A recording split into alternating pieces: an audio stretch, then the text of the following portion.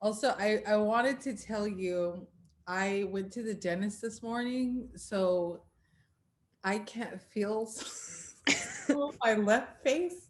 So if my mouth does anything weird, I apologize. Just Do you laugh. want me to tell you if your mouth does something weird? Yeah, yeah, you can laugh just on the inside. Okay. Didn't know if it was like the broccoli situation in the teeth where it's like, oh my God, please somebody tell me. Yeah, like sometimes I can't tell if like I'm drooling or not, and then I'll check it in life. I'm just Yes, here we are, just living. so let me start us off. Hi everyone, welcome back to season 4. I was gonna say 5. We're almost at 5. Season 4 of Mm. Black.Queer.Alive, and I am here with MJ Eastin. Hi MJ. Hi, how are you? I'm doing well. I'm doing well. Um, this has been a long time coming. Yeah, it's been between technical difficulties, which I still apparently can't avoid, and January of 2021. It was just kind of like, we're gonna 2021, 2020 part two. Yeah. Um, I saw a tweet going around where they like it was like Hollywood execs, and the other person was, they were like, Aaron Sorkin, what do you got for us? And he's like, give me until the end of January. And then he's like, I got this. It's Right. called Four Wednesdays in January. It's like, let's see, insurrection, election, impeachment, and then GameStop Gate or whatever they're calling Yeah, this Robin Hood this. situation with Yeah, stocks. this with showing that money is not real. It's like, Money is not real. no. And capitalism is a fixed game. Yes. I They like were it. like, oh, wait, you guys can't do the exact same thing we've been doing. You're Right. not allowed. Folks. Anyhow. Well, thank you. Thank you for joining me on the day after the fourth Wednesday. Um, Tell me about yourself. What's your age? What are you passionate about? And what motivates you? I am 28 years old. Um, I am. When people ask me what I'm passionate about, it's like such a broad stroke question because I kind of have this everything is interesting policy. Mhm. So it's like because I worked in advertising, I worked for an agency for a while. So like my primary background is film and production. But I worked at an agency and it was primarily high end real estate, which is not interesting. There are only so many ways you can write about an 18-hole golf course that nobody needs. True. Um, but I was like, I've got to find ways to make this interesting, or I'm gonna go crazy. So it was kind of one of those. It started off there, and then I just I don't know. I have an insatiable curiosity for all sorts of things. Um, so like right now, I'm designing zines, and I'm in post production for a feature film that I co-wrote, produced, and acted in, and like my housemate is teaching me how to screen print, and they're also a book binder, so just like kind of all of the things. Mhm. To give you kind of an idea of my personality, I couldn't track down my reading glasses for like 2 months and then found them in my foraging bag. Oh, wow. So so it's like, yeah, that seems accurate. So yeah, though pretty much just like I love to see how things connect, from the to the macro and the micro level. I think a lot of it comes from just who I am as a person, and just trying to figure out where I fit, because I've spent a lot of my life not fitting anywhere. And So the more information and experiences I can bring in, hopefully will make this make more sense. Mhm. Uh, so Yeah. I really resonated with not only your written response, but what you said right now. I'm also those, the type of person that's like curious about everything. Like, I need to know why, Yeah. why, how, and can I reproduce it? And if not, why, how come? Yep. Um, and I feel like a lot of us don't get that space. At least, I mean, it depends where, what settings you're in, how, you were raised, or if you like broke outside the box. But I think that's important to be insanely curious about everything. Yeah. One of the things about 2020 that I found myself sort of reflecting on was I got like scared of the internet because it always just felt like this thing that was like bringing bad news. Mhm.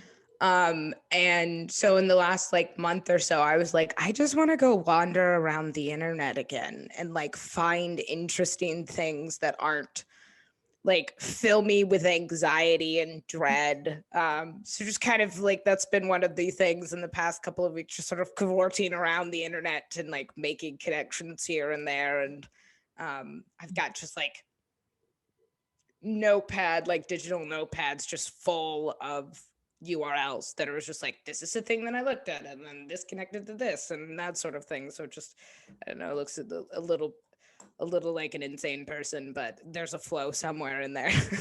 Like that. I like that. It's like it gives me the vibe of a mad scientist. There's I've got a kind of an element of that like in my like I bought a shelf recently because I was like I don't have anywhere to store all of my ridiculous hobbies. So I'm just calling it my lab. So it's like I've got like all of my coffee and tea stuff up on top and been doing some experimentation with that and all of my herbs and things that I foraged. I'm like and fermenting, and then it's like my film cameras and sewing kits, and I've got a knot tie. Like I'm gonna learn how to tie knots properly because I'm really tired of not knowing how to do that. So, Okay. Um, so yeah, so it's just like odd. Like I said, just all over the place. I appreciate that. What are your pronouns? They them, they them theirs. Nice, nice. If Yep. you feel comfortable, tell me about your gender expression and how you sexually identify. I think my gender expression it leans more mask for sure. But like it's somewhere between like cyberpunk street samurai and like Regency dandy.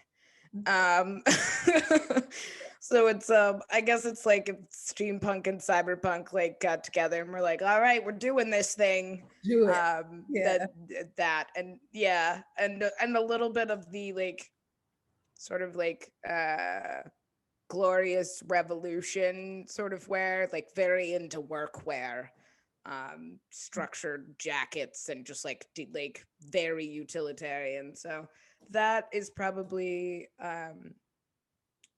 that's probably a main extension. I also as far as sexuality goes, um pansexual, but definitely demisexual, which I have discovered has made dating apps really interesting. I've heard um, demisexual, oh but no. oh, can you hear me? Okay. Yeah, sorry. It just said your either Dinner my bandwidth or your bandwidth is is messing. yeah. It's okay. Anyhow, yeah, Yeah, tell me about demisexual. we'll make it work. Yeah. You're not inherently like I think there are probably two moments in my entire life where I've seen an attractive person and was like, hey, you and I, like, we should go do this thing. But demisexual is like, hi, I want to like plow the depths of your mind and your heart. And if there isn't that like inherent emotional connection, um, or intellectual connection, then like the physical intimacy part of it the physical intimacy comes afterwards. Like I can't be physically attracted to somebody if I don't find their intellect or their heart attractive. Mm. I find it kind of odd that like, and me, like I went through a quarantine breakup almost a year ago at this point. Um, that's a that's wild. And but me and my former partner are still really good friends, and so we're both like doing the dating app thing separately. Um, and she was talking about how like I was like, yeah, I have no idea how to do this thing. And she's like, what are you talking about? Like, if you see a person who's attractive, don't you just like reach out to them? And I was like, I don't know. Same way. And she was like, oh, well, I do. And I was like, well, I guess that's another one of the reasons that we end up being better friends. Mm. Not the relationship is up. It was almost 2 years long, and it was really good. And I'm so grateful that we're still friends. Um, but yeah, just to like to hear it, I was like, really? You can just like see a person and be like, they're really attractive. We should do a thing. And I'm like, that's wild. Like, hats off to you. And I was like, no wonder I don't. I think I've had like 3 or 4. I'd say I'd have like 4 serious relationships in my entire life. Mhm. I'm pretty selective. But then like once I commit, those poor people, I'm very committed. But yeah, I think that's and I mean, I think sexuality is an odd thing right now, just because like if you are single, there's a pandemic. Yeah. Um, so it's like really I just want to like cook a really great meal for somebody and cuddle. That's where I'm at. It's like I This feels I everything you're yeah. describing to me. I'm like, yes, yes, finally, someone is Oh, communicating beauty. yeah, I think so kind of just figuring out how to sit in it and deal with obviously skin hunger. And there's actually a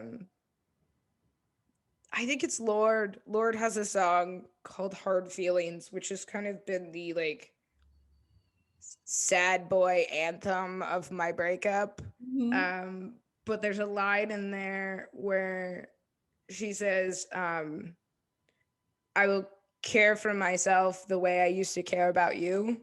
Mm. And I've definitely had to figure out ways to do that, because I realized like I'm not very good at it.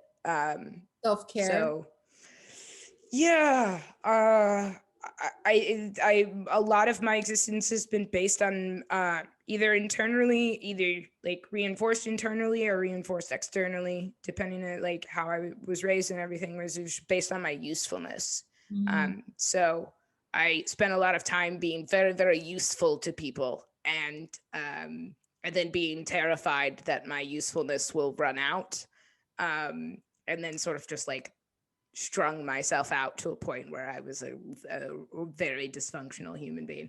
Um, so that has definitely been something that I've been attempting to internalize, and um, because there's nobody else to do it. Uh, So that. um, yeah, so that's been a journey. It's good. It's hard, but it's good. When do you think you realized that was a thing for you? Like this whole idea of My useful for others. I probably like the first recollection, probably 22. Mm. um but I didn't really do a whole lot with that information other than beat myself up, because I was also a raging alcoholic at that point, for a myriad of reasons. Thankfully I am now over 2 years sober, so that's fun.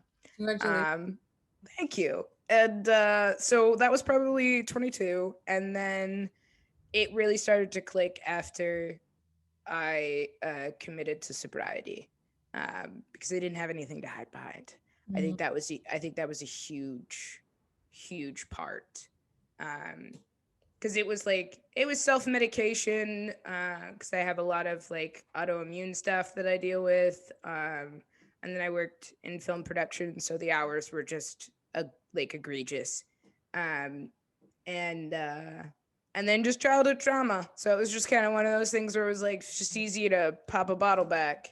Um but when that was all gone, that I was like, oh no, now you have to sit with yourself and figure out why you do all of these things. And I think that's really like I can see the various points in my life where I started doing the work. Mhm. um and it definitely started to sort of accelerate as soon as I chose sobriety. um Yeah, I feel you. I used to be an addict as well. My drug of choice was cocaine. Um, mm, and I have this saying, oh, it's not my saying, but it's a saying that really resonated with me once I chose sobriety. It was tell the truth, shame the devil. It's like when you're mm, able to like say the thing that you've been running from or avoiding, like everything in your world kind of just like opens up. Just yeah. every lane just like goes whoop. So And I think the big like I I lived in South Carolina for the vast majority of my life, and then I, on an absolute whim, probably one of the few things that happened, the few good things that happened while I was absolutely sloshed. I was on a phone call with a friend who lived in Los Angeles, and they were like, "Just come live in Los Angeles." I was like, "Okay." So like, got off the phone, bought a one-way ticket, and moved to Los Angeles with like 3 weeks later with like 3 bags and like $500 to my name. And then fell in love with my roommate, and then lived in Los Angeles for 2 years. And then quarantine happened, moved back to South Carolina, and now I live in Detroit, nice. which has been a city that I've adored for a very long time.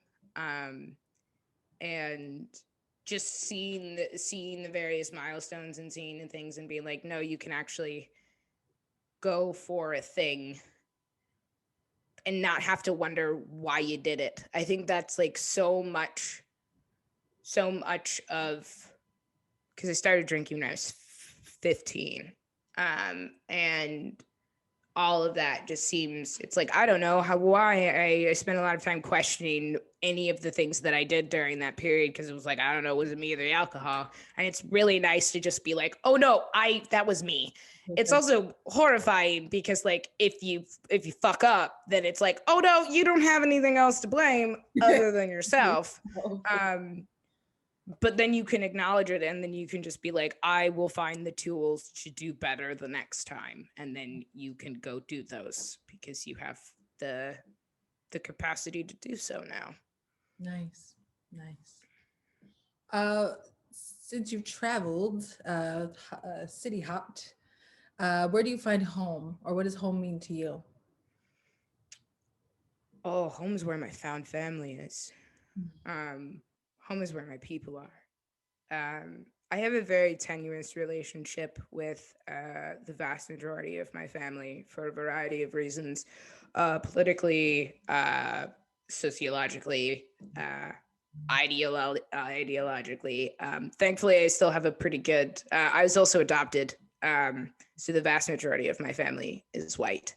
So that, and my I'm also like a mixed kid, so I'm biracial. So it's just very like my childhood was very confusing. And so I found the other misfits, and I found the other people who didn't quite know where they fit or where they belonged, and we just sort of we banded together. And film was a huge part of that for me. I made my first film when I was 14. I jokingly call it the film of which we do not speak because it's so bad. Um, I think I've successfully, I like 19-year-old me who was also like a pretentious asshole. Like I think destroyed all copies of it, which is kind of unfortunate because like if I ever got famous, that would be something that I would like auction off. Yeah. Yeah. But yeah, so but I made so and then my senior year, I was also homeschooled, so there's a whole, whole layer. And so my senior year, I was supposed to make. I wanted to make another film. I was like, I'm gonna give this another go. And I was on Twitter because my parents told me I couldn't have a Facebook, but they didn't know anything about Twitter, so I got a Twitter. And connected with a bunch of folks all over the world, but also in our local community. And one of those people is still my longest standing creative partner. We just made that feature film together. Her name is Rebecca Davis, and she's absolutely amazing. She's a decade older than me, so she's been a mentor, and now it's really cool to have sort of this a peer-to-peer relationship and be able to create together. So yeah, home is wherever my people are. And I I do have really interesting relationships with all of the various cities that I live in, because I'm constantly attempting to contextualize. So I'm trying to make the city make sense. Los Angeles was particularly fascinating and infuriating to me, for a number of reasons. And people are like, well, you have to stay more than 2 years if you're really going to get it. And I was like, I think I'd agree. I was just also very poor. So I was like, I can't, this is a grand experiment that I can no longer afford. Yeah. And but it was I think one of the things I miss so much about Los Angeles is just like, there's just like fresh fruit like everywhere. A lemon tree, an orange tree. Someone got an avocado tree. Yeah. Or Yeah. like, I would be like, I'm just gonna walk to the post office and along the way gather lavender and rosemary, which they use as like, what is it? Basically plants to hold all the dirt in place. And then just like, I don't know, some grapefruits and I'll come like my partner would just joke. She would be like, well, you went to I was like, well, I'm gonna go to the grocery store and see what I can find along the way, and then like we'll see where we land. I'll make up the difference once I get to the grocery store. But I do miss that a lot. I also miss the light. You stay in. I was in the Valley. I was in Glendale, Glendale Burbank area. Yeah. Spent way too much time at the IKEA in Burbank. Yeah. And well, because it's the cheapest meal in the area. Yes. Like, and also when it's like 110 degrees and there's no such thing as shade in like Los Angeles, I was like, I'm just gonna go walk around the IKEA and then get my steps in and not like pass out. And yeah, so but there are definitely other parts of the city that I was more I enjoyed more as like a person. I really loved Eagle Rock. I enjoyed Highland Park a lot. Didn't get over to the west side much because it's kind of one of those things where it's like it's on the other side of the 405. It doesn't exist in my world. And yeah, so LA was a trip, but I miss the light. The light is so different there, and there's like it's not replicable like anywhere else. I won't say the world because there's a lot of places in the world I have not been, but nowhere in the United States for sure. The sunset's different in Los Angeles for sure. Yeah. For sure. but yeah, I think so I'll find sort of nooks and crannies everywhere where I'm capable of sleeping. Well, less so now. I used to be able to sleep anywhere, but now that I stopped drinking, I my body's like, oh hey, you can actually feel pain, so maybe like don't sleep on the floor, um, curled up with like your coat tucked under your head. Um, so it'll be like I will take a guest bed anywhere at a friend's house and feel secure. Yeah. You said that a lot of your films, uh, correct me if I'm wrong, but a lot of your films focus on like the southern United States. Yes. What Yeah. what is the motivation for that, and why specifically the South? I was born and raised there. And my parents are from the Midwest, so we have a particularly, it was raised with a very odd sensibility. Um, but there's just, it's just, I don't know. It's something in the water, it's something in the earth. It's just, I think I love the juxtaposition of, and I guess the more places I travel, the more this is sort of a universal notion, but like, it is it is constantly in conflict with narratives that have been set up by other people, Mm-hmm. um, and the old and the new are rubbing up against each other, and maybe it's because of the specific social circles that I did, that I still operate in, and that sort of thing where that juxtaposition was so fascinating. But like my former partner grew up in Detroit, and she had never heard of kudzu before. I don't think I've heard of And it. oh, okay, so you've got to look up kudzu. Uh, It's like a quintessentially like southeast thing. It's an invasive species. It originated in Japan, but it will just blanket entire forests. It's like this vine that will just mm, cover everything. So you'll see whole rolling landscapes of just this kudzu as is it far as the like eye can. vine? Yeah, it's vines. It's like vines and leaves, and the flowers are actually really gorgeous too. But it's just like a quintessentially um southern thing. It's kind of like, I don't know, as Florida and Louisiana have Spanish moss, it's like upstate South Carolina has kudzu. Um, so I think there's a lot of those elements, and then I lived at the base of the Blue Ridge Mountains. So there's a lot of I mean, the Blue Ridge Mountains are one of the most biodiverse places in the world, rivaling specific like forests in China and those sorts of things. The way that Pangea split, it's like we share a lot of um, biological similarities, or yeah. That's interesting. And so I think it's just kind of you really unique part of the country in its complexity and its landscape and its people. My hometown used to be the textile capital of the world.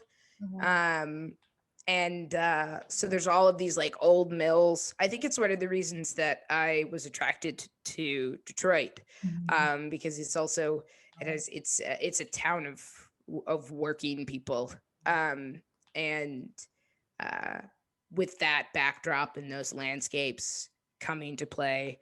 Um, but yeah, I think I'm attracted to tension as well. I think there are very few good stories that don't rely on tension, and some sort of rub, Mhm. that continues to force you to ask why, or why, like, how does this work? And I think the South creates those spaces.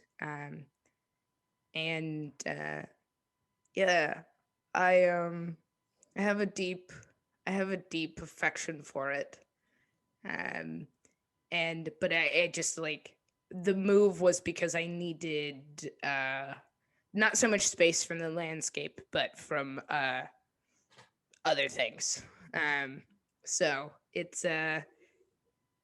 was good. It's good. I shot yeah, all of my films have been shot in the South. I didn't get to make anything while I was in Los Angeles. There was actually two projects that I was about to shoot, and then COVID happened. So we'll see if those are.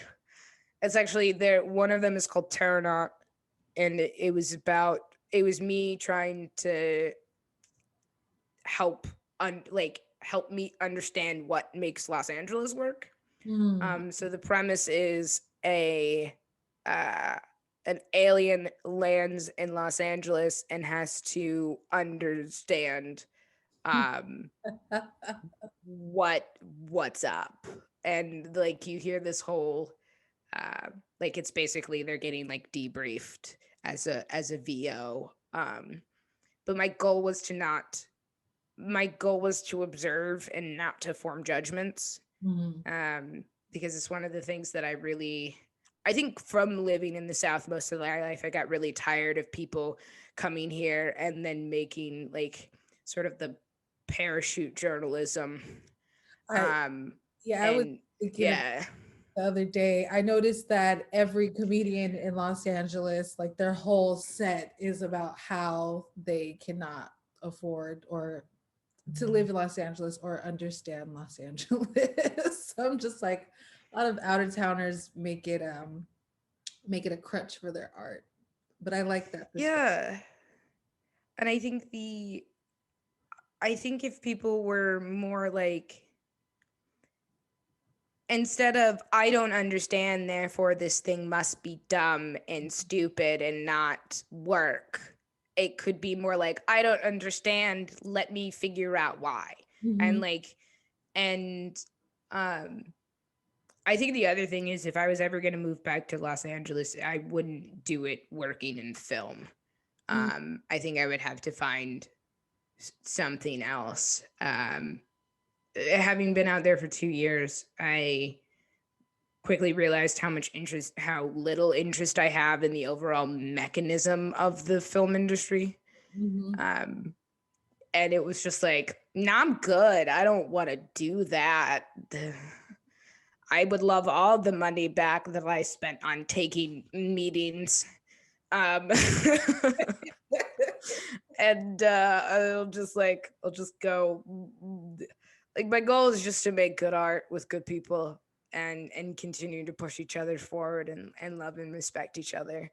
No, but Uh, I think films about the South are impending. I would love to see what that looks like, what that feels like, from a perspective that we naturally wouldn't get. I think that I see. I No. think I it was I mean enough people have written enough hot takes about it, but like I think I was just kind of when we were I think it probably came out a month before we were going to go into production for this feature for the feature that we were making, but Hillbilly Eulogy. Um About that film, I haven't watched it yet. it's fine, don't. Okay. It's absolute garbage. I have and even like moving here to Detroit, I realized like I've got stories that I want to tell, but I'm sitting on them for a while because um I don't have enough reference points for the city. I don't like I I can't even say what the stand like I can't even say what people like what soda pop people drink because I Mhm. haven't been anywhere because I moved here in the middle of a pandemic. So if I don't know the general idiosyncrasies of a city, because I feel like a city is by nature an extension and or a character within the film itself. It's like I don't have any right to talk about it yet. So I'm just keeping my mouth shut, and sort of mulling things over. And I guess right now I'm just kind of collecting ideas. Um, but yeah, I Ron Howard directed Hillbilly Eulogy. I don't know where Ron Howard is from. I don't think he has a particular like the whole thing just felt like you could have just given $30 million to a filmmaker from the South and been like, tell a story about the people in your backyard. Cause like they're gonna be more interesting than whatever was written by whatever his name hedge fund guy. And maybe it's his hedge fund that just got gutted. I sure hope so. Oh my goodness. What are you Yeah. searching for? What am I searching for?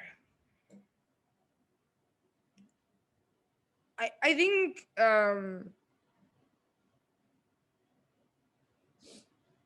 the moments like in a sort of present sense, being okay in my body, and then in a long-term sense, like I want to find my person, and I just like,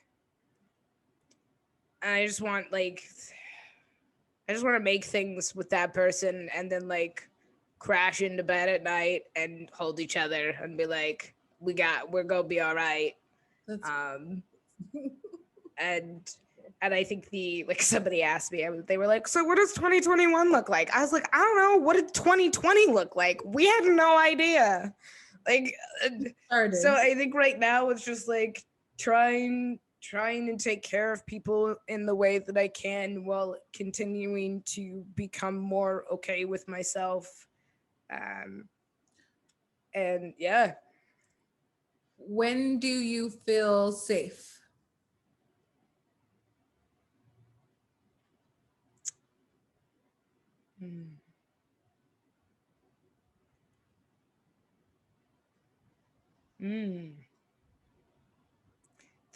I don't think I have an answer.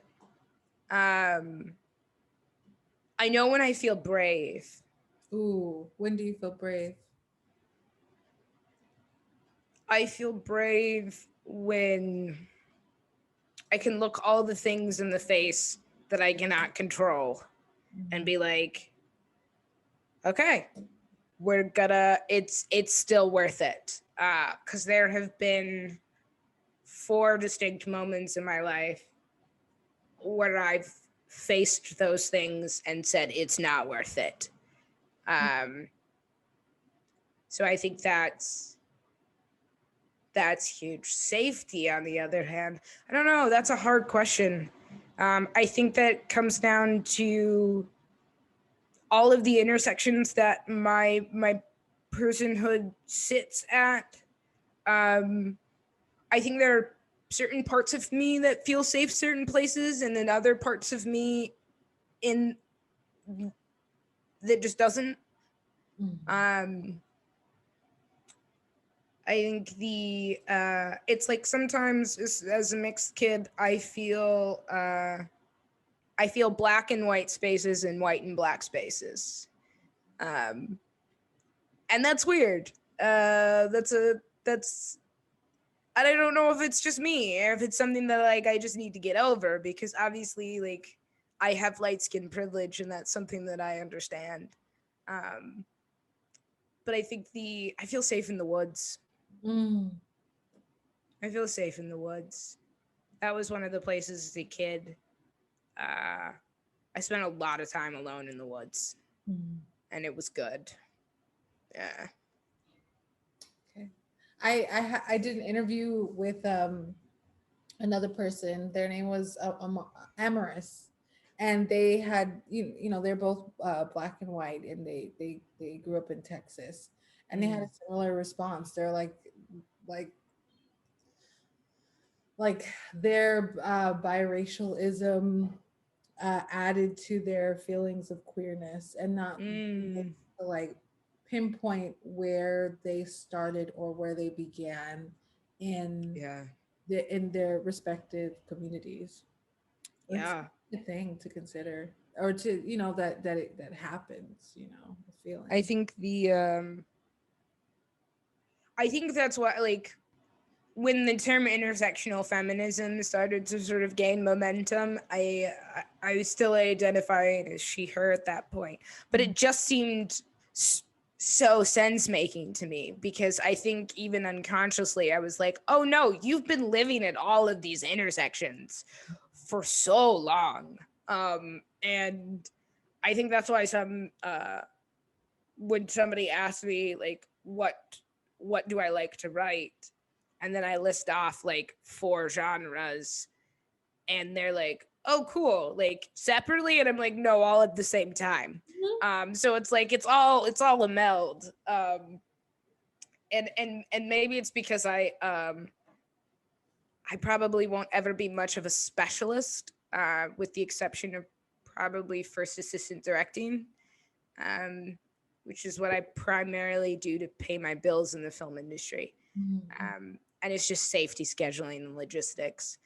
So there's just certain things it's just all muscle memory. But I think just having a wide array. But yeah, I think finding safety is a huge one. Can you tell me about the first time you realized you were Black? Like in a good way or a bad way? In whichever way feels best to you.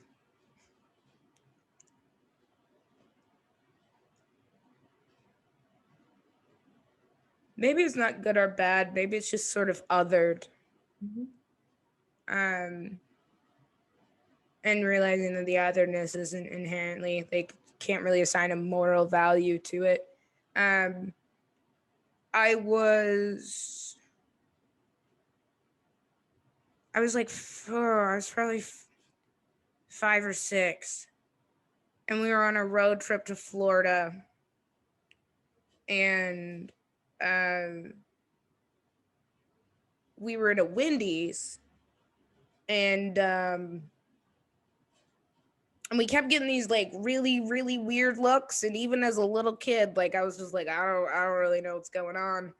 And we got back in the car, and my mom was like really flustered, and she was just like, they were upset because we were a mixed race family. And like, obviously as a Black kid or a biracial kid growing up in a predominantly white family, it wasn't like, surprise, you're adopted. Like, it was like, I was pretty conscious of it for a while. But yeah, I think being othered was more than the realization of like, oh yeah, this is your skin tone. I think in the feature that I was working on, there's a scene where one of the characters that I play in the film forgets their phone at their parents' house and goes back at night, and then gets a gun pulled on him by the next door neighbor because they're like in the backyard, like digging around like under the flower pot for the spare key. And once they identify themselves to the neighbor's like, oh, it's just you. And then like, you, Eleanor, and like just starts saying some like casually racial shit about Black people. And I've had those experiences where it's like you go from being Black to white in that person's head because of the association with your parents. And I think that's the switch that was that I spent a lot of my life experiencing. I don't know if this is, I'm going to say an appropriate question, but I'm going to ask, do you feel white? I don't. I've never asked that question to someone who is biracial, but it just came to me. Yeah, I think I think there are certain things that I don't know, is like internalized whiteness, like a phrase. Because I feel like there are specifically the way that I was raised, that like Black culture was kind of a monolith. And like there are so many things that seem inherent to like real Black people, which is absurd, even saying it out loud, that I just didn't feel like I could enter into. It was like, so, and like, there are people in my life who I don't think, I don't know, fuck them, but this is the thing, that they would just be like, you're the whitest Black person I know. And I feel like that's some shit like biracial kids get all the fucking time. And it just like, it always made me feel, it just made me feel really gross, because it was like, oh, you think this is a way of like appropriate Black should be. Yeah, or even like, oh, you are saying this in order to make yourself feel comfortable, like in order for me to conform to the space that you are comfortable with. And I was like, I was always told that I was too loud when I was a kid. I was too loud, I was too prideful. I was in like an advanced learning, I took some advanced learning classes at this co-op, and my mom ended up pulling me out of it because she told me that I was becoming too prideful about the success that I was having in these classes. Yeah, so it was just like, it was, I think, and that's why I just sort of leaned into, I leaned into narrative, I leaned into storytelling, because it was a place that I could find other people who didn't fit either. Like, I think I watched the X-Men animated series when I like starting when I was like 8, and I was like, oh my, they feel this way too, like they don't feel like they fit. I think the first person, like, it's gonna sound really ridiculous, but I think the first person I ever connected with on screen was an animated version of Mystique. Really? Okay. Yeah. And they're a shapeshifter. And that's kind of how it feels. I think it's like, it's kind of like a very physical manifestation of code switching. And I found that fascinating. Looking now as like a non-binary queer person, I guess as close as Mystique as I can get without, modifying my own DNA and all that jazz. So, Tell me about the first time or the first memory where you realized you were queer.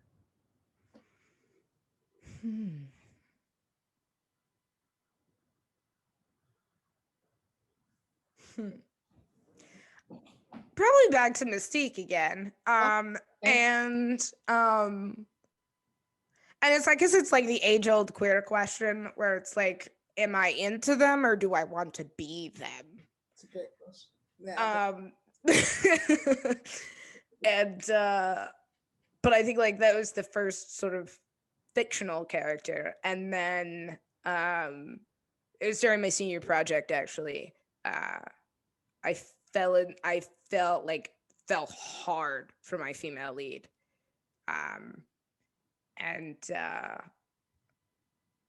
don't fall in love with your muses. It's a terrible idea, especially if your muse is like a 17-year-old girl. Like, it's not good. We both don't know what we're talking about. It's fine. It's a terrible plan. Yeah, so I think that was the first time. And it was crazy because when I told her, she was more cool with it than I was. Like, she was more okay with my queerness than I was at that point. Like, I was closeted and celibate until I was probably, I think I was 24. I had a deeply religious background. And thankfully, I've come to terms with the fact that I don't think any faith or spirituality or religion should be used as a bludgeon. Most definitely. And so that's good. That feels pretty good. And yeah, that's fun. I like that. Uh, that that it's innocent but also creative, but also, it's acceptance all at once. It's really interesting. Um, if you could go back to your 6-year-old self, uh, what would you tell them? I don't. Six is probably not a great year to touch on for I'm me. sorry, No, 12. no, no. Yeah. I was thinking 60 in my head, and then I said, then I said six. No, you're good. 12. I'm sorry. Yeah. 12 years old. Yeah. I was 12 years old was a good year. Yeah. I remember 12 years old distinctly. It was 2005. If I can math, hopefully. God. Um, whatever. And no, I think 12 was the year that I realized people could make movies and tell stories for a living. Um, and several of my favorite films to this day came out in 2005. Which films are Um, those? the 2005 adaptation of Pride and Prejudice by Joe Wright. Oh my God, Um, so good. right? So good. It's like stupid how beautiful that movie is. I watched that like this summer, maybe like 6 times. I'm Yeah. a little embarrassed to say it out loud. No doubt. I mean, it's I think, and one of the things that I love about it is that it was one of the first adaptations, if not the first adaptation, to stop treating that book like it was a play and Yeah. start treating that book like it was a movie. Mhm. And it was like, so that was because like everyone's like, oh my god, the A&E version. I'm like, they just shot a play. Like that's all they did. Like it's 8 hours long and they look like they shot a play. Yeah, And static. then This one is a lot more fluid, and yeah, it it's reads like gorgeous. the book. It reads like the book. That was Yeah, it's lyrical, I think is and the score is just absolutely stunning. Um so that one I think really gave me like really sort of the foundation of sort of atmosphere and um how things can be implied, and then obviously Joe Wright's one takes are just stunning. And then the feature continuation of the show Firefly, the movie Serenity came out, and like Joss Whedon can go fuck himself, but like Firefly was pretty good. And because it's just basically it's space cowboys. And yeah, so here for that energy. And but it was just like it's this very, I'm not gonna go into a lot of detail, but it has all the things that you would hope for sort of the science fiction film. Um the drama and the hijinks, but also just like a lot of really like what does it mean to be human? There's a lot of those questions in there. So I think those things sort of solidified in my brain at 12 years old. Yeah. nice. If you could talk to your 60-year-old self, what would you want to hear?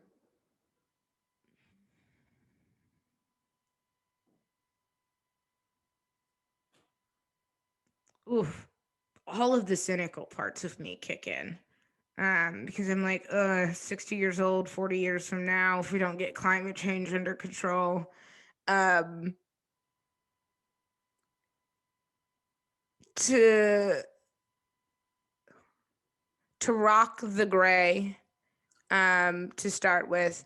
This year I've developed a tuft of gray in my temples. I'm very excited about it. Um, and I kind of have a lot of sort of old people sensibilities anyways. And but I would just tell them to keep,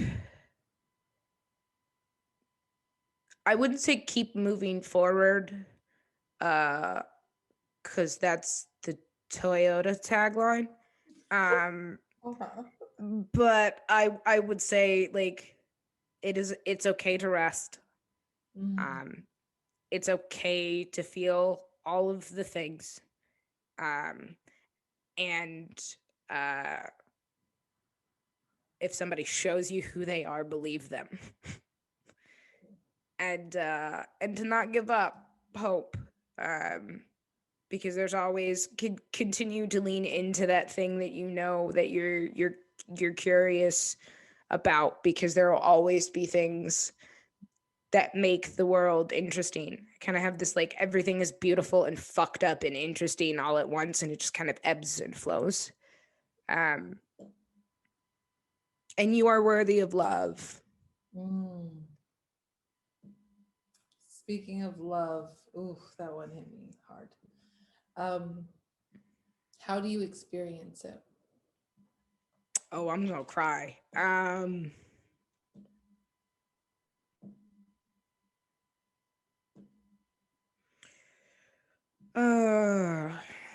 trying to think. I'm trying to avoid shorthand. Because I think like everything from astrology to your Myers-Briggs, to even love languages, I think are good starting points. But when do I feel loved?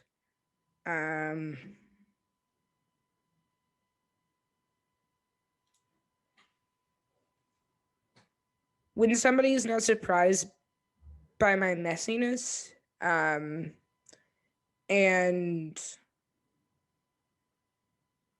my partner used to do this thing, or my former partner used to do this thing where I'd get really manic, and I would just start like going on like a diatribe about something, and she would just look at me and she'd be like, "Hi, hello, are you here? Because I'm here with you." And then she would just take my head and she would be like, "It's okay, you're here. We're gonna do this thing." And it's just like I think I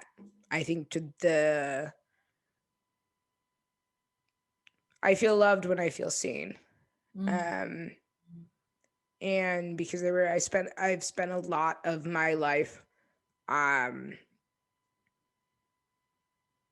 hiding behind sort of swashbuckling bravado, and as like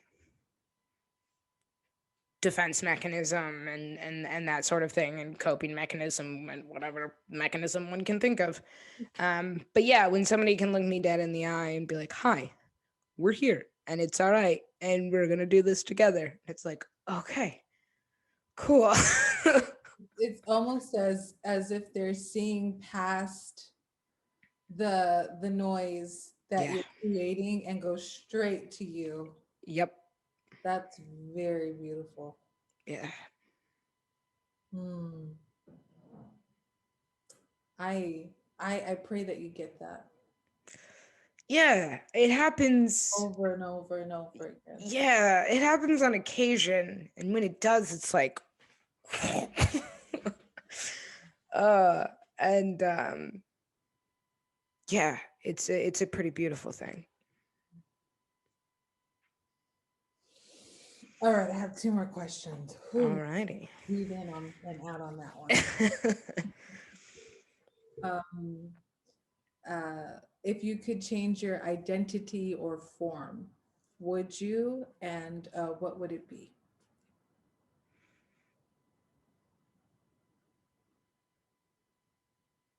Is it a permanent change? I'm one of those guys. I'm asking those questions. I just realized I was like, oh God, you just did the thing. No, it's more of like like similar to your answer about Mystique, that shape shifting. Oh. It's like I would want to be a sequoia tree in the sequoia, and or a hummingbird. Just if I could shift into anything, it's not permanent. It's just more of like a dream space. Oh, a tree is a really good one. I was thinking, I've always had this fascination with peregrine falcons. Wow.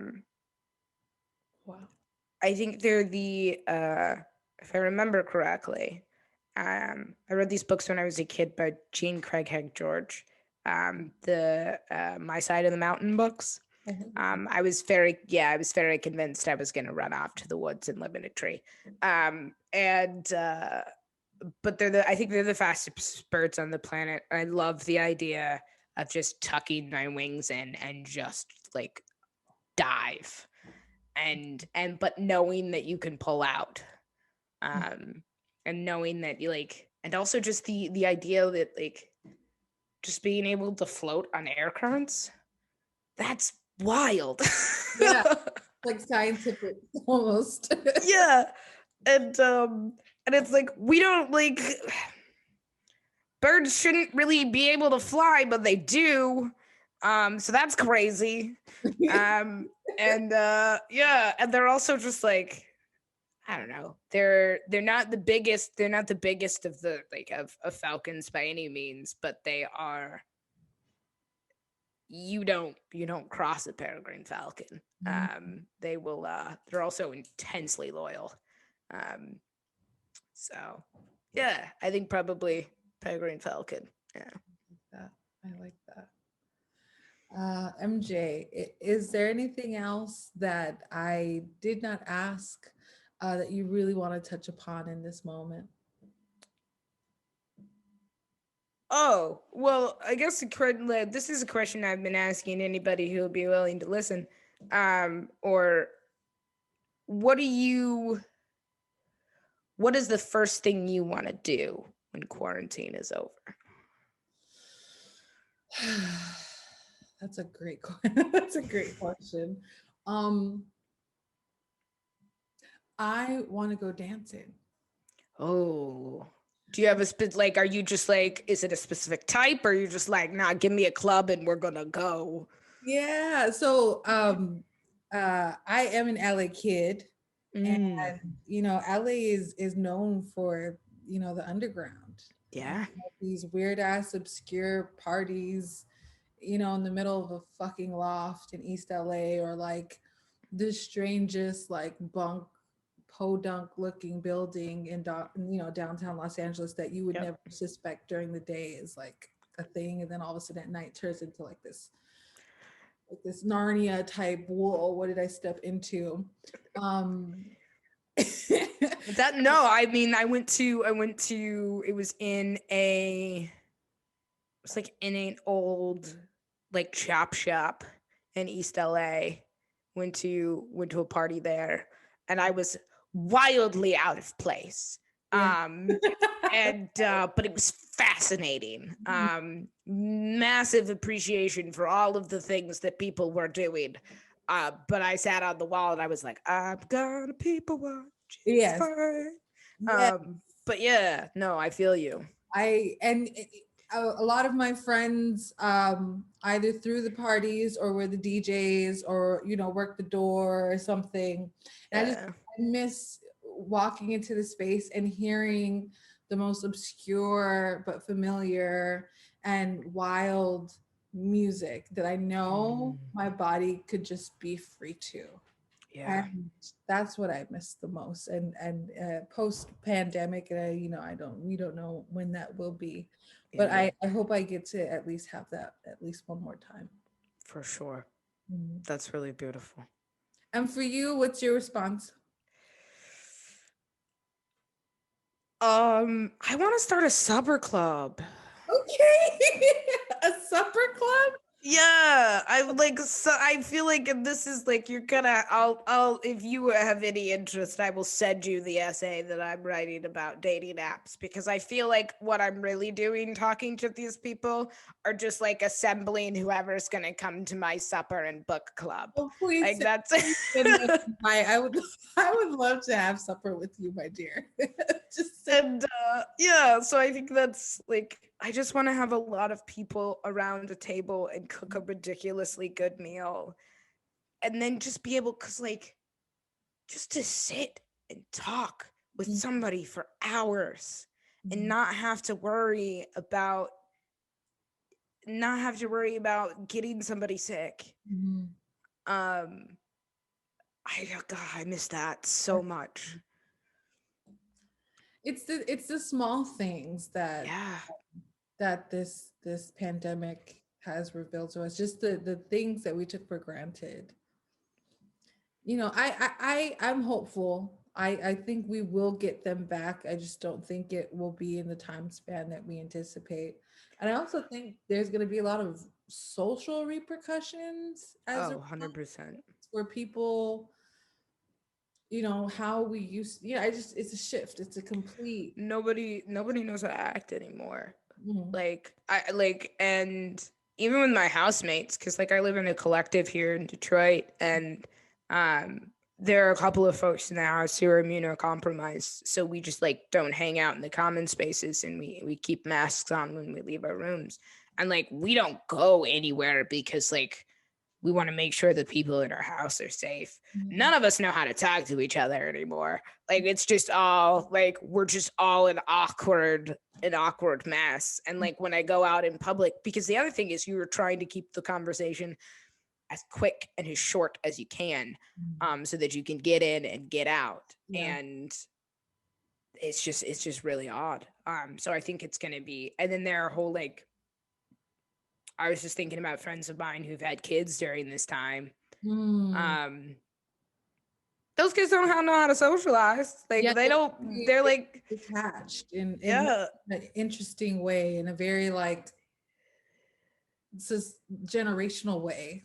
Well, and I was talking to one of my friends, and they were like, "I'm really worried my kid is growing up in like what feels like a post-apocalyptic dystopia, where it's just like just us in the house and nobody else." Mm. And like that's a wild concept.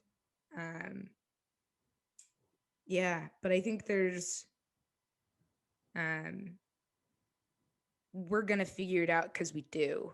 Um, and like somebody was talking to me about being worried about the vaccine. I feel like they have every right to be suspicious, especially as a queer Black person.